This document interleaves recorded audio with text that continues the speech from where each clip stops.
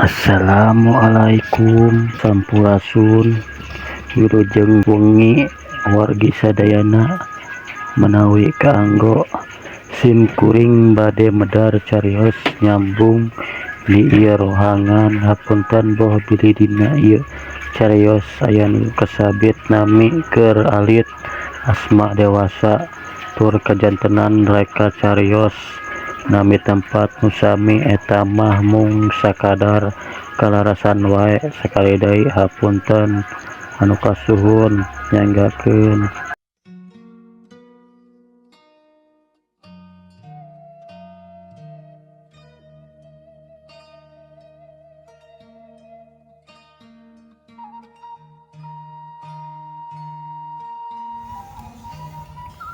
Nasib nasib hirup teh bet sakieu-kieu teuing sangsara kudunya aya menyatna.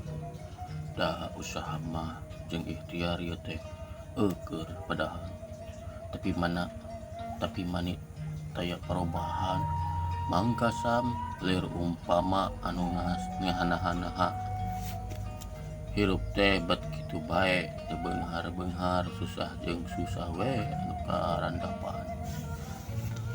Kocapkeun kaayaan di ieu mah harita teh ngadadak biinah gempeur lantaran nyerika budak anu bungsu ngadadak kering panas budak sasambat ka bapana. Bapak mana bapak, cek nyerika bari dikompresan tarangna ku Citiis.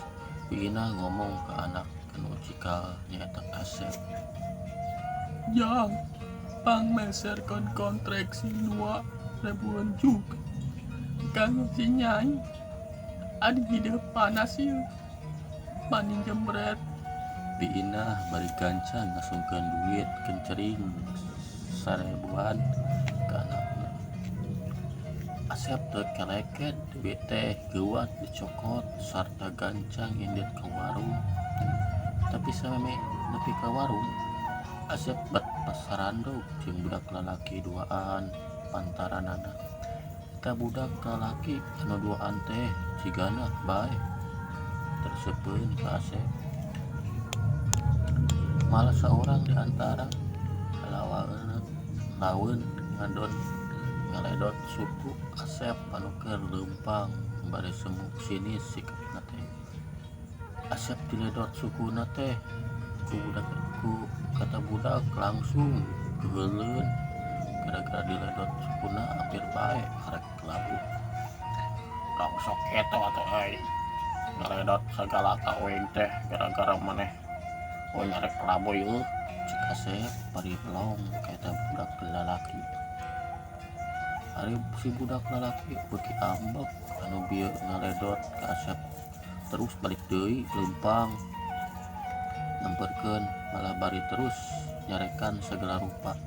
Naon maneh teh euy, maneh ka aing Asep, cek eta budak lalaki bari nongtak kerah baju na Asep sarta matakeun leungeunna nonjok pina Asep. Hiu cetot. Aduh, Asep muringis bari nyabak pipina anu nyeri tonjok. Eta budak lalaki teh beki ngotot ka Asep, dumeh Asep teu bisa ngelawan terus ngomong semomoyok. Kolot maneh sangsara euy Asep, sakola tos yang maneh teh polontong we ka aing koplok teh. Sakola tuh euy geus gede era sakola mah. Asep dihina mah sorangan teu jadi matak, tapi mun kolotna dibabawa hatena jelas teu narima rai nafsu. Sebrut ka eta hareupeun budak bari didegungkeun sirahna ku Asep. Eta budak lalaki sanajan anu ngajalan tapi tetap tertarima sirahna didegungkeun ku Asep. Harita gancang ngalawan antukna Asep jeung eta budak pantaranana terus gerelut silih teungeuh jeung silih papeg dari bobotohan kuno saurang deui. Liha kalilaan Asep nu anu eleh tanaga gitu teh mah aneh sebab Asep kaayaan awakna memang peloy, sebalikna budak lalaki anu jadi lawana memang leuwih cangker. Asep ceurik lantaran tuurna dijedak kana batu seukeut terus ketihan meuni abor-aboran. Budak lalaki anu bieu ngagelutan leuwaseun nempo Asep kitu. Terus duanana kelompatan jauh terus giles lebah pengkolan. Keur kitu saenggeus budak duanana lompatan jauh meh teu katempo deui mangkasam tembong norojol balik di pasar terus dagang. Sarta waktu nempo Asep keur ceurik parituurna boborot kitih teu wudu mangkasam jadi kageteun laju disamperkeun bari ditanya, "Naon? Asep kunaon tatuur? Arek ka mana dia tuh payah kieu mah?" Mangkasam bari nempo kaayaan tuur anak anu boborot.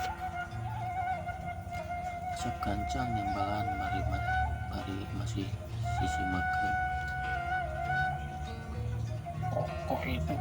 Si itu pak, abdi di gelutan balik ke warung, mereka kontraksin, nyeri ka panas. Paroman riuk banget mangkasam tangtuwe robah bari hatena agerantes kieu. Waktu Asep tas ngajawab kana pananyana, "Beuh, geus anakna deui si Dayat kunaon ka budak bet ngewa-ngewa teuing ka anak aing geun sia. Awal akhir aing kudu datang ka imahna supaya kolotna nyaweun. Si itu anakna memang bangkawarah," cek geuntes hatena mangkasam. Mangkasam hatena mimiti kasal domeh hayo we ka keluargana aya anu ngajejeleh teu kolotna teu budakna meh salembur kolot budak ngarotot nyieun bae masalah. Mangkasam atukna anu jadi ka warung meuli obat teh sekalian jeung meuli salompas oge betadine geus ngubaran suku Asep anu baboran ku getih teh. Waktu balik ka imahna langsung ngomong ka biina anu kaget waktu ningali Asep boborot sukuna teh.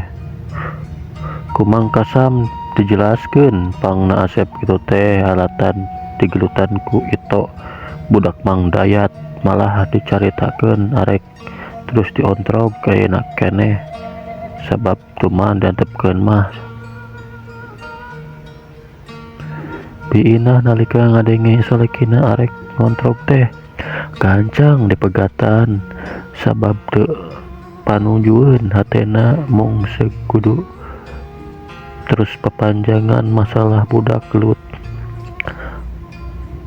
Pampangna mah haraeun bisi ku batur disebutkeun tukang ngagugulukeun kagorengan. Biina pok harita gancang kedalisan, "Geus Kang Kasam, teu kudu diontrog gitu sagala rupa, ngelehan we urang mah bisi terus papanjangan.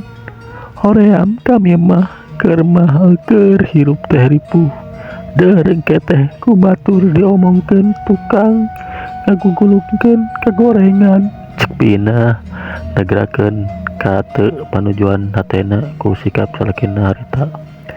Tapi Mangkasam memang geus gilig pikir arek kontrog. Mangkana harita caritaan Biina teu dibaro. Ngucluk we terusin diit teu diangkekeun deui.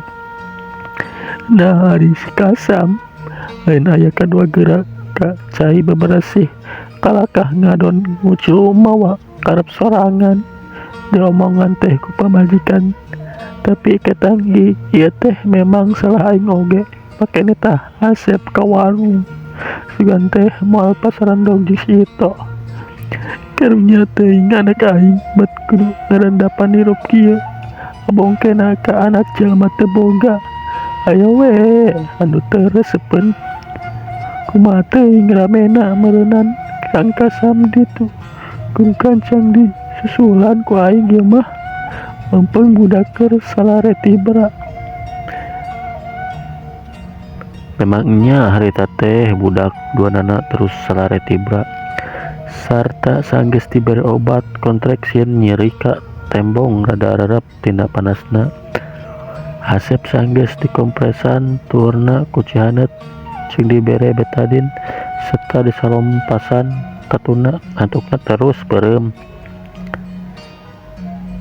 Gap kana tiung laju Indit pinah ninggalkeun imah pikeun nyusul Mang Kasam anu geus nepi ka imahna Mang Dayat.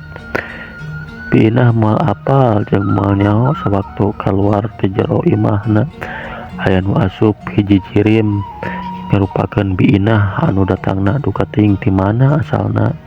Harita terus asup ka kamar tempat budak salare tibra. Teu poho biinah mendetkeun panto samemeh ngalios Indit. Asep anu keur sare tibra terus diusapan ku eta jirim biinah palsu.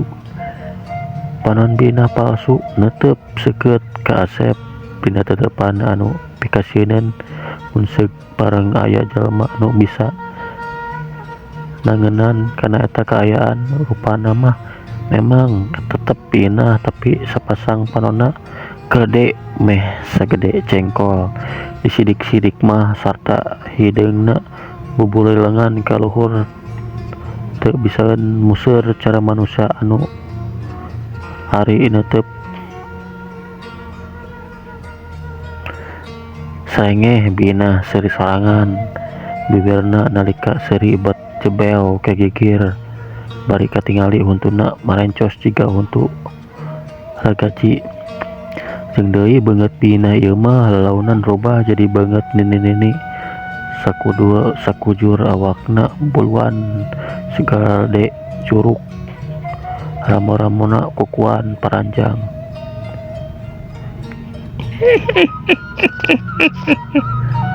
Las jirim biinah palsu leungit duka tingkah mana leosna sanggeus sarada lila ngadeukeutan Asep.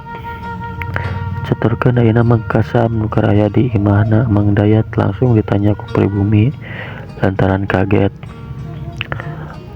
"Aya naon Mang Kasam? Langkah-langkah ayeuna ka dieu bari taya ibar ti anggalna heula. Leuwas yeuh kami," cek Mang Dayat. Bimaya salaku pamajikan Mang Dayat kadenge milu mayeran ku caritana. "Nya, aya naon atuh Mang Kasam teh? Lewas-lewas. Bioge bet milu kaget ya teh yeuh ku kedatangan Mang Kasam." Mang Kasam nelang ngarenghap narik napas panjang. Saterusna kadenge mimiti cumarita ngedalkeun lisan jeung ngagerakeun pamaksudan anu sebenarna. "Kieu yeuh Mang Dayat, oge Bi. Saacana kuring hampura, tujuan kuring ka dieu taya lian memang arek nyaritakeun hiji hal ngeunaan anak kuring anu poe ieu digelutan ku budak Mang Dayat. Nyatana kujang ito ngan hampura yeuh sakali deui dumeh kuring wani ngomong langsung ka kolotna. Lain maksud rek guguluan bedah budak gelelut. Tapi lantaran budak Mang Dayat teh geus mindeng kitu ka Asep, kual pangeh teu weleh wae ngotot ngajejeleh peda Asep teh sakola. Ngajejeleh peda Asep anak jalma teu boga. Jeung itu mah mampu sakola da kolotna aya. Sidengkeun anak kuring puguh memang jalma teu boga kolotna oge. Sakola acan make papakean rudin. Awakna lempoy teu cangker kawas batur. Malah loba cicingeun, tak wajar mun loba nu ngahina teh. Bimaya jeung Mang Dayat cek teuteup. Bimaya nu harita gancang nembalan. "Beuh, kutan maksud Mang Kasam ka dieu teh ngabajakeun budak kalelutnya."